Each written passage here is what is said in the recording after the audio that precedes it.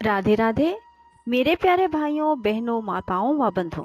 संस्कार की बातें चैनल में आपका स्वागत है। बंधुओं, आज मैं आपको सुना रही हूँ अमावस्या की कहानी। बंधुओं, हर मनुष्य को अमावस्या के दिन अमावस्या की कथा को अवश्य सुनना चाहिए।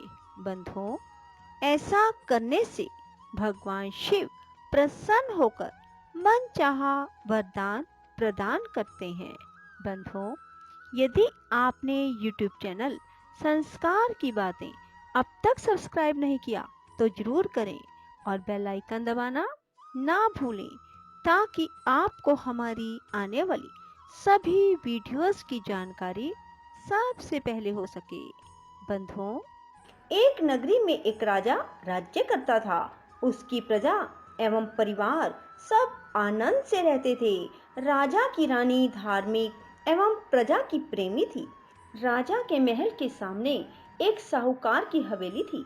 राजा की रानी एवं सेठ की पत्नी में बहुत मित्रता थी। रानी सारी प्रजा से प्रेम रखती थी। एक दिन साहूकार की हवेली से साहूकार की पत्नी के रोने की आवाज आने लगी। तब वह बहुत भारी विलाप कर रही थी। रानी ने हवेली में रोने की आवाज सुनी तो रानी ने राजा से इस विलाप का कारण पूछा। राजा ने कहा कि सेठ का पुत्र मर गया है, सो सेठ की पत्नी और लड़के की माँ दुखी है। रानी बहुत भोली थी। उसने राजा को कहा, महाराज, दुख क्या होता है? राजा को समझ में नहीं आया कि रानी को कैसे समझाए कि दुख क्या होता है। रानी वापस बोली, महाराज, दुख क्या होता है? जब राजा ने रानी से कहा, तुम अपने कुंवर को मार दो तो मालूम हो जाएगा कि दुख क्या होता है। महारानी ने अपने कुंवर को महल से नीचे गिरा दिया। भगवान की कृपा से कुंवर गारे के ढेर पर गिरा और उसको खरोंच तक न आई। रानी अपने कुंवर को देखने के लिए नीचे आ रही थी कि कुंवर को सामने से आते देखा। यह देख राजा भी दंग रह गया कि इतने ऊपर से गिरने के बाद भी कुंवर को कुछ न हुआ। रानी ने राजा से वापस पूछा, महाराज, दुख क्या होता है? बताओ। उस समय पड़ोसी राज्य के राजा के सैनिक युद्ध कर रहे थे। राजा ने रानी से कहा, अब मैं लड़ाई में अकेले जा रहा हूँ। जब तुम मेरे मरने का समाचार सुनोगी तो तुम्हें दुख का एहसास हो जाएगा। राजा ने युद्ध के लिए प्रस्थान किया, लेकिन भगवान और अमावस माँ की कृपा से लड़ाई जीतकर राजा घर वापस आ गया। अब राजा को भी आश्चर्य होने लगा कि क्या कारण है। उसी समय महारानी महाराज के पास आई और वही प्रश्न दोहराने लगी, दुख के बारे में कैसे एहसास दिलाया जाए। राजा ने रानी को बुलाकर कहा, अब हम गंगा जी की यात्रा करने जा रहे हैं। वहां गंगा की धारा में कूद जाऊंगा, तब तुम्हें दुख का एहसास होगा। रानी ने गंगा यात्रा की तैयारी की और आवश्यक सामान व रास्ते में भोजन की सामग्री का प्रबंध कर यात्रा के लिए प्रस्थान किया। कैलाश पर भगवान शिव ने पार्वती से कहा कि सती, आज मैं कलयुग में सुखी आत्मा के दर्शन कराऊंगा।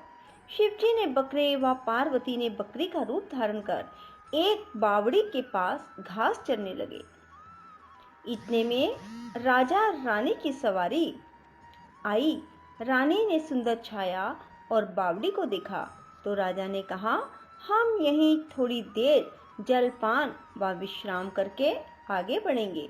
राजा रानी ने वहां जलपान किया। उसके बाद राजा पानी लेने के लिए बावड़ी में गया। उस समय बकरी का रूप धारण किया। पार्वती ने बकरे का रूप धारण किया। शिव जी से पूछा, स्वामी, इस रानी को दुख देखना है, मगर इसे दुख क्यों नहीं मिलता? रानी ने बकरे बकरी को मनुष्य की भाषा में बोलते देखा। उसे गौर से इसने सुना कि इसने सुख नाम की अमावस का व्रत किया था। इस जन्म में रानी बनी और सुख का आनंद ले रही है। सती, यह राजा गंगा में भी नहीं मरेगा। रानी ने उसकी बात सुनी। तभी राजा पानी लेकर आया तो रानी ने राजा को वह सारी घटना सुनाई और वापस अपनी नगरी को चले आया। राजा ने अपनी राज्य में प्रजा को सुख अमावस के व्रत करने की आज्ञा दी। राजा हर अमावस माँ की पूजा और कथा करने लगा। यह व्रत जिस दिन शुक्रवार की अमावस हो उसी रोज से आरंभ करें। 21 अमावस तक व्रत करें। पहले 5 अमावस गेहूं लाल कपड़ा दान करें, 5 अमावस मूंग, उसके बाद 5 अमावस चना, बाद में 5 अमावस मक्का और अंत में 21वें अमावस को चावल दान करें। दान में जैसा रंग अन्न का हो वैसे ही रंग का कपड़ा भी दान करें और कुछ दक्षिणा देवें। व्रत के रोज गाय को हरा चारा दें और ब्राह्मण को भोजन या दक्षिणा दें। जो मनुष्य श्रद्धा पूर्वक इस व्रत को करेगा, अमावस माता और भगवान शिव की कृपा से दुख से उन्हें मुक्ति की प्राप्ति होगी। बंधुओं, यदि आपको हमारी वीडियो पसंद आए तो इसे लाइक करें और शेयर भी जरूर करें। धन्यवाद।